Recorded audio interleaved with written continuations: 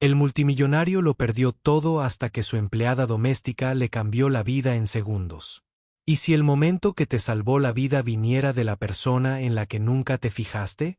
Richard Ashford estaba en su oficina vacía del ático, mirando los papeles de la quiebra esparcidos sobre su escritorio de caoba.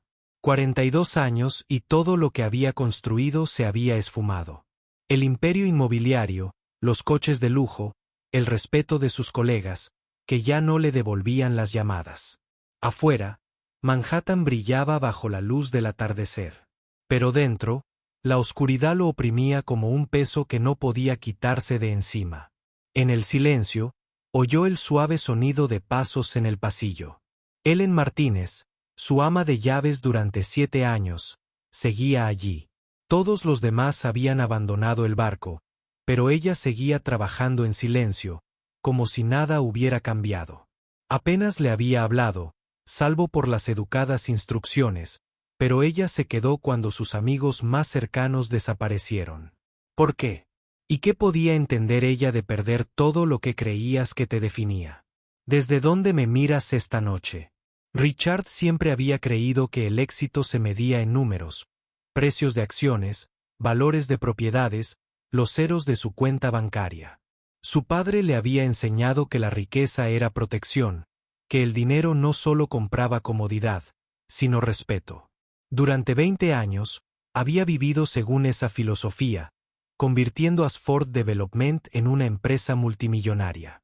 Sus días comenzaban antes del amanecer y terminaban mucho después del atardecer. Dedicaba cada hora a expandir su imperio. Ellen se había unido a su personal doméstico cuando los tiempos eran diferentes. En aquel entonces, el ático de la Quinta Avenida bullía de fiestas, reuniones de negocios y un constante rumor de éxito. Ella, discretamente, mantenía su mundo, asegurándose de que flores frescas llenaran las habitaciones.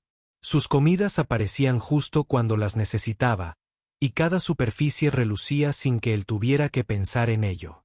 Ella simplemente estaba allí, confiable como el amanecer, parte de la maquinaria invisible que mantenía su vida funcionando a la perfección.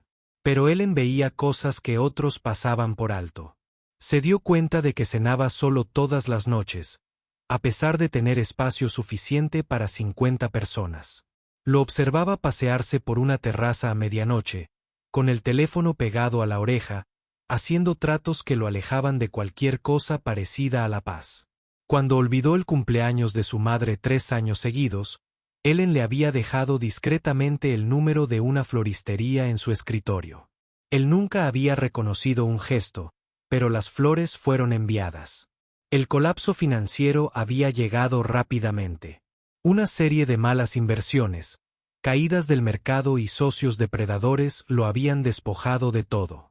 La junta directiva lo había expulsado de su propia empresa. Los abogados lo rondaban como buitres, y sus activos estaban congelados a la espera de un litigio. Amigos que habían disfrutado de su hospitalidad durante años de repente encontraron motivos para estar ocupados en otros lugares. La mayoría de su personal fue despedido de inmediato. El chef, el conductor, el asistente personal que había gestionado su agenda durante una década, todos se fueron en una semana. Pero cuando llamó a Ellen para explicarle que sus servicios ya no serían necesarios, ella lo escuchó en silencio y luego le hizo una simple pregunta: ¿quién te cuidará? La pregunta lo tomó por sorpresa. Nunca había pensado en necesitar cuidados. Él era Richard Ashford. Se ocupaba de los negocios, de las inversiones, de los problemas. Pero la amable preocupación de Ellen le había revelado algo que había estado evitando. No sabía cómo cuidarse a sí mismo. En realidad, no. Toda su vida se había estructurado en torno a los logros, no a la vida. Ahora, 3 semanas después de su nueva realidad, Ellen seguía llegando cada mañana a las 8. Preparaba comidas sencillas con ingredientes que compraba con su propio dinero, aunque él sospechaba que estaba forzando su modesto presupuesto para hacerlo. Limpiaba habitaciones que rara vez recibían visitas en el centro comercial y regaba las plantas que parecían ser las únicas criaturas vivas que prosperaban en su mundo cada vez más vacío. Intentó explicarle que no podía pagarle, pero ella desestimó su protesta con manos curtidas por el trabajo. Ya lo solucionaremos, dijo simplemente, como si su catastrófica ruina financiera fuera solo otro problema doméstico que resolver. Su tranquila aceptación lo desconcertó. No entendía que relacionarse con él ahora podría dañar su reputación, sus futuras perspectivas laborales. Esa mañana había encontrado una nota en la encimera de la cocina escrita con su cuidadosa letra. Señor Ashford, hay sopa en el refrigerador. Por favor, coma algo hoy. La pequeña amabilidad casi lo había destrozado. ¿Cuándo fue la última vez que alguien se preocupó por si había comido? ¿Cuándo dejó de ser una persona para convertirse en un simple conjunto de negocios y cálculos de patrimonio? La orden de desalojo llegó un martes por la mañana, más frío que el propio invierno. Richard sostenía un documento legal con manos temblorosas, leyendo el plazo de 30 días que lo despojaría de su último refugio. El ático que había sido símbolo de éxito pronto pertenecería a los acreedores. Otro activo liquidado para pagar deudas que nunca podría saldar.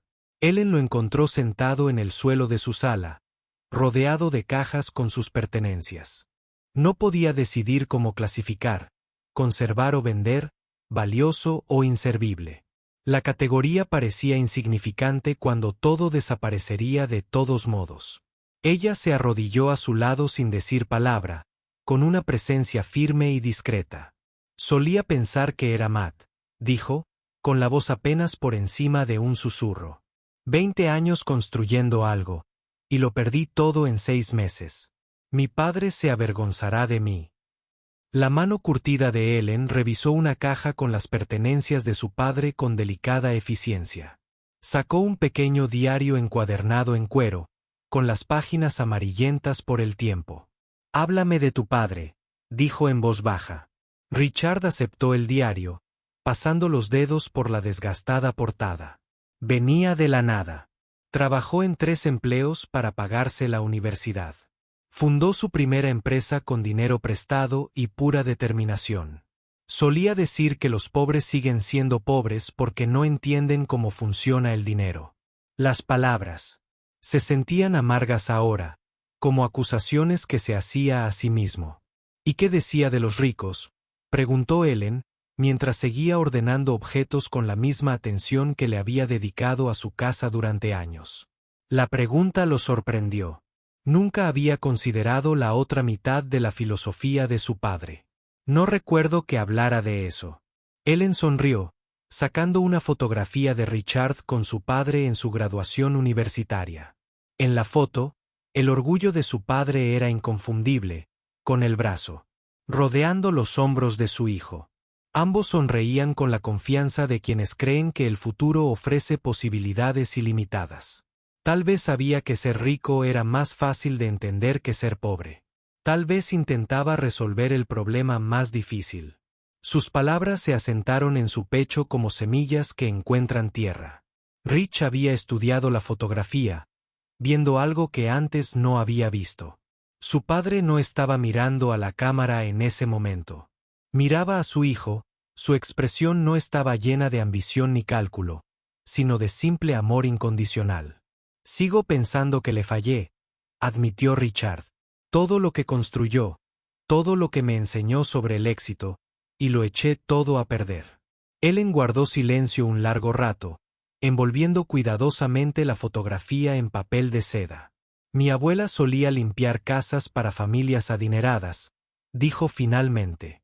Llegaba a casa y me contaba historias de la gente para la que trabajaba. Los que la trataban con amabilidad, los que le preguntaban por su familia, los que recordaban su cumpleaños. Esos eran los que, según ella, entendían la verdadera riqueza. Los demás, los que la veían invisible. Decía que eran pobres en los aspectos que más importaban. Si este momento te conmovió, por favor, dale al video un me gusta. Esa noche, Richard se encontró pensando en la abuela de Ellen, en la familia para la que había trabajado, en la diferencia entre tener dinero y comprender la riqueza. Por primera vez desde que su mundo se derrumbó, sintió algo más que vergüenza o miedo. Sintió curiosidad por una perspectiva que nunca había considerado, y esa curiosidad fue como el primer aliento después de casi ahogarse. El camión de mudanzas llegó exactamente 30 días después, tal como lo prometía un aviso. Richard observó desde la ventana de su habitación cómo los trabajadores cargaban sus muebles, su colección de arte, toda su vida material en la parte trasera de un vehículo industrial. Cada pieza que desaparecía era como perder otra parte de sí mismo hasta que se preguntó qué quedaría cuando terminaran. Ellen trabajó junto a los de la mudanza, dirigiéndolos con discreta eficiencia y asegurándose de que nada se dañara en el proceso. Había pasado la semana anterior ayudándolo a decidir qué conservar de sus posesiones restantes, guiándolo hacia decisiones prácticas en lugar de sentimentales. Toma lo que te sirva para la vida, no lo que te sirva para la imagen, le había aconsejado. Pero ahora, al ver cómo sus últimas pertenencias se desvanecían en cajas, Richard sentía el peso de empezar de nuevo en Fortitude con nada más que un pequeño trastero y el sofá de un amigo al que llamar hogar. La magnitud de su caída lo azotó con renovada intensidad. No solo estaba arruinado, volvía a ser invisible. Ya no era alguien cuyas llamadas eran devueltas, cuyas opiniones importaban en las salas de juntas de toda la ciudad. No sé cómo hacer esto, le dijo a Ellen mientras ella doblaba su ropa en una sola maleta. No sé cómo ser nadie. Ellen hizo una pausa en su trabajo, sosteniendo una de sus camisas. Era hecha a medida, cara, de una vida en la que él pensaba que el número de hilos y las marcas de diseñador importaban. Ahora parecía un disfraz de un actor del que ya no recordaba las líneas. Cuando tenía 16 años, mi madre dijo, mi padre perdió su trabajo en la fábrica, 23 años en la misma empresa, y cerraron la planta con 2 semanas de preaviso. Ese día llegó a casa y se sentó a la mesa de la cocina durante horas, mirándose las manos. Finalmente, mi madre le puso una taza de café delante y le dijo, Miguel, no eres lo que haces por dinero. Eres quien eres cuando nadie te ve. Richard sintió que algo se rompía en su pecho. ¿Y quién era él? El hombre que me enseñó a cambiar ropa, que se quedó despierto toda la noche cuando tuve neumonía, que trabajaba en la construcción por menos dinero porque eso significaba que podía entrenar al equipo de béisbol de mi hermano. Ellen sonrió, y siguió empacando su ropa con el mismo cuidado que había mostrado con todo lo demás en su vida. Era la misma persona al día siguiente de perder su trabajo que el día anterior. Solo le llevó un tiempo recordarlo. La última caja estaba llena, y de repente el ático resonó con el vacío. Richard miró a su alrededor, las habitaciones que habían albergado acuerdos millonarios y donaciones benéficas, ahora despojadas de todo lo que las había hecho impresionantes.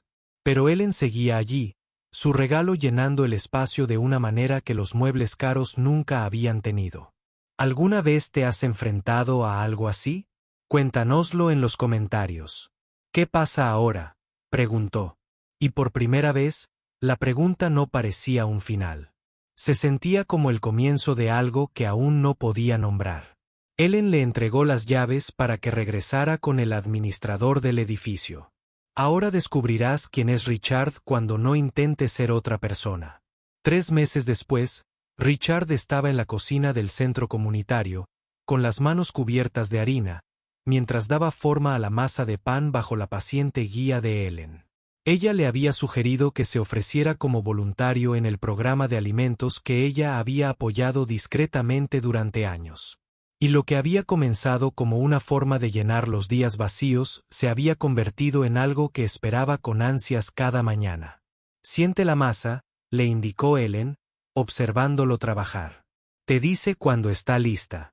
No puedes apresurarla, pero tampoco puedes ignorarla.